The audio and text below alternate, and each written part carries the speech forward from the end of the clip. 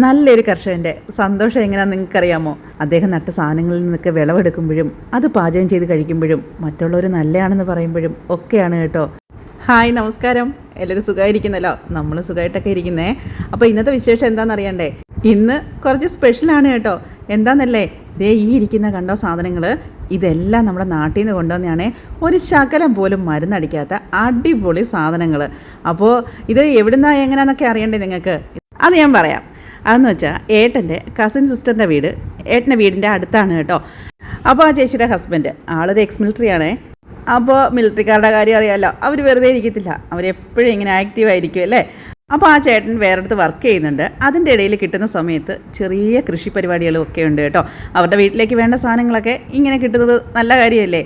അപ്പോൾ നാട്ടിൽ ചെന്നപ്പോഴേ ഫവിക്കുട്ടിയുടെ കോവയ്ക്ക ഇഷ്ടം ഞാൻ എപ്പോഴും നിങ്ങളോട് പറഞ്ഞിട്ടില്ലേ, അതപ്പോൾ ഏട്ടൻ ഇങ്ങനെ പറഞ്ഞു കേട്ടോ, കോവയ്ക്ക ഫവിക്കുട്ടിക്ക് ഒത്തിരി ഇഷ്ടമാണെന്ന്. അങ്ങനെ ആ ചേട്ടൻ കുറേ കോവയ്ക്കയൊക്കെ പിച്ചി, പിന്നെ കുറേ വെണ്ടയ്ക്ക, നല്ല ചുമന്ന വെണ്ടയ്ക്കയല്ലേ. ഞങ്ങളുടെ വീട്ടിൽ വെണ്ടയ്ക്ക കൃഷിയൊക്കെ ഉണ്ടായിരുന്നെങ്കിലുണ്ടല്ലോ, ഈ ചുമന്ന വെണ്ടയ്ക്ക ഞാൻ അങ്ങനെ കണ്ടിട്ടില്ല കേട്ടോ.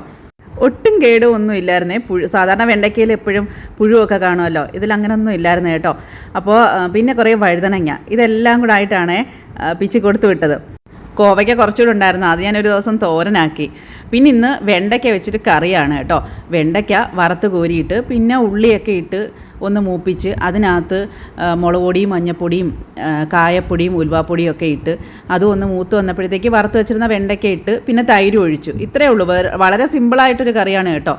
അത് കഴിഞ്ഞ് നമ്മുടെ കോവയ്ക്കയാണ് കേട്ടോ. കോവയ്ക്ക നല്ല പച്ച കോവയ്ക്ക. സാധാരണ എന്ന് വെച്ചാൽ ഇങ്ങനെ കൊണ്ടുവന്ന് 2-3 ദിവസമൊക്കെ ആകുമ്പോഴത്തേക്ക് പെട്ടെന്ന് പഴുത്തു പോകും. പക്ഷേ ഇത് നല്ല നീളമുള്ള കോവയ്ക്കയും നല്ല പച്ചയായിട്ടിരിക്കുകയും ചെയ്തു ഇത്രയും ദിവസമായിട്ടും. അപ്പോൾ ഞാനത് കഴുകി വൃത്തിയാക്കി നല്ല നീളത്തിന് കട്ടി കുറച്ചൊക്കെ അരിഞ്ഞ് അതിനകത്തോട്ട് പിന്നെ കുറച്ച് കോൺഫ്ലവർ, മഞ്ഞൾപ്പൊടി, മുളക് പൊടി, പിന്നെ കുറച്ച് പുട്ടിൻ്റെ പൊടി, ഇത്രയൊക്കെ ഇട്ട് ഉപ്പും ഇട്ട് നന്നായിട്ടങ്ങ് മിക്സ് ചെയ്തിട്ട് ഒന്ന് ഫ്രൈ ചെയ്തെടുക്കുക.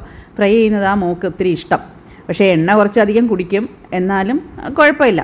ഓക്കെ, എന്നും അങ്ങനെ നമ്മളങ്ങനെ ഫ്രൈ ഒന്നും ചെയ്യത്തില്ല, വല്ലപ്പോഴൊക്കെ ഇങ്ങനെ ചെയ്യുള്ളൂ കേട്ടോ. അപ്പോഴത്തേക്ക് നമ്മുടെ അരിയൊക്കെ വെന്ത് നല്ല ചുമന്ന അരിയാണ് കുക്കറിലാണ് വെച്ചത് കേട്ടോ. ഒരു വിസിൽ കേട്ടാൽ മതി. തോനെ വിസിലൊക്കെ കേൾപ്പിച്ച് പോയാൽ വെന്ത് കഞ്ഞിയായിട്ട് കുടിക്കാം. നമ്മുടെ ബാക്കി പരിപാടികളൊക്കെ കഴിഞ്ഞപ്പോഴത്തേക്ക് ലോ ഫ്ലെയിമിൽ ഇട്ടിരുന്നതാണ് കോവയ്ക്ക ഫ്രൈ ചെയ്യാനായിട്ട്. അപ്പോൾ അത് റെഡി ആയിട്ടുണ്ട്. നമ്മൾ തീയൊക്കെ കൂട്ടിയിട്ടാലേ കരിഞ്ഞൊക്കെ പോകും, ഇത് വേവത്തുമില്ല. കോവയ്ക്കൊക്കെ ഒരു ഇച്ചിരി വേവുണ്ട്.